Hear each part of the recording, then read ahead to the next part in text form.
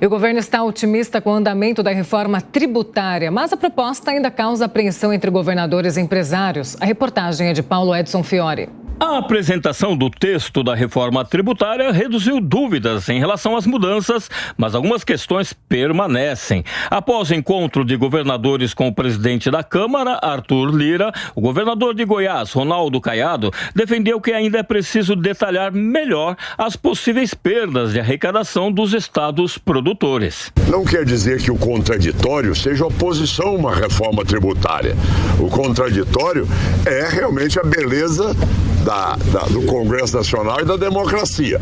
Poder saber também como estados que não têm a mesma estrutura de outros poderão crescer. Parte do empresariado também questiona pontos do texto. A Confederação Nacional do Comércio e Serviços estima que a reforma possa majorar a carga tributária sobre o setor de serviços em 207,3%.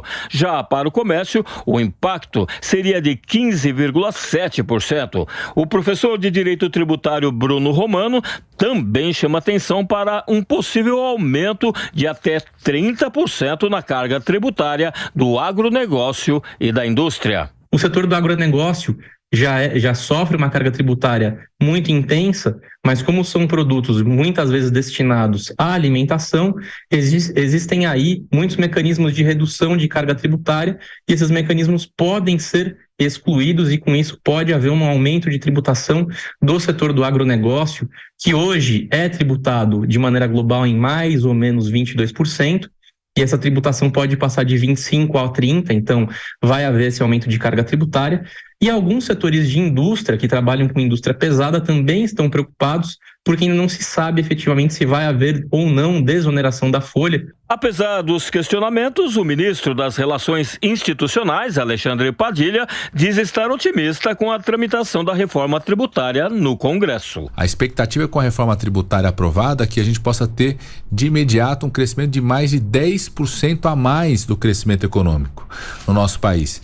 E isso também, junto com a nova regra fiscal, dá um ambiente ainda mais seguro para quem quiser investir no país. Os novos tributos serão não cumulativos, ou seja, o imposto pago em uma fase da produção será descontado na fase posterior. O texto também prevê a devolução de imposto por cashback, mas também com regulamentação posterior. E com a gente para comentar esse assunto e tantos outros nessa edição do Jornal da Manhã, Nelson Kobayashi, nosso comentarista aqui da PAN. Nelson, muito bom dia para você. Bom dia, Paula. Bom dia, Marcelo. É um prazer estar aqui com vocês hoje no Jornal da Manhã. Kobayashi, esse novo texto da reforma tributária, agora ele, enfim, deve sair ou não? Esse otimismo que a gente viu aí do governo Lula, enfim, deve ser a projeção para os próximos meses? Deve realmente prosseguir? Otimismo que vem diminuindo, né, Paula? Aquela expectativa inicial do ministro da Fazenda, Fernando Haddad, era de que já no primeiro semestre haveria a aprovação da primeira fatia da reforma tributária, o que eu vejo cada vez mais difícil, apesar de eles ainda insistirem que é possível. Acredito que isso vai ficar assim para o segundo semestre, porque reforma tributária é uma reforma estruturante que impacta a vida de todos os cidadãos, todos. Os que têm empresa, os que não têm empresa, a pessoa do agronegócio, dos serviços, do comércio, da indústria, os estados, os municípios. Como é uma reforma tão grande, é preciso que haja mais discussão, mais debate, mais opiniões, que mais pessoas sejam ouvidas. E aprovar, assim, tão rapidamente não seria adequado. A gente já vê um movimento muito grande de setores da sociedade reclamando que vão sofrer aumento na tributação no fim dos cálculos. Os estados também estão se movimentando contra, especialmente, a união de ISS e ICMS, que hoje é dividido entre estados e municípios, e a gente vê discussões como essas, muitas outras surgindo a cada vez que a reforma tributária é discutida. Acredito que isso deva, sim, ficar para o segundo semestre com maior discussão, não para que não haja reforma, porque é necessário, mas para que haja uma reforma equilibrada, sem que ninguém pague muito caro por isso. Kobayashi, bom dia. A gente sabe que é difícil agradar a todos, né? Os municípios não querem perder, os estados não querem perder, a União não quer perder, a indústria não quer, os serviços não quer pagar mais, o agro.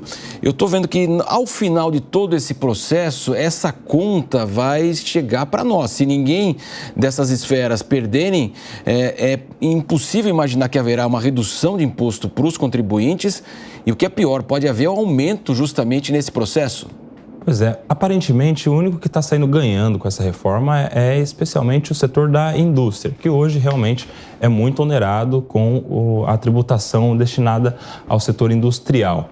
Mas acredito, Marcelo, que a gente precisa justamente ampliar o debate, como eu já havia dito, para que haja um equilíbrio. O equilíbrio é a chave do sucesso de uma reforma tributária. A gente não pode esquecer, você dizia do cidadão pagar a conta, que a reforma tributária ela vem num combo de novo arcabouço fiscal que foca no aumento da arrecadação.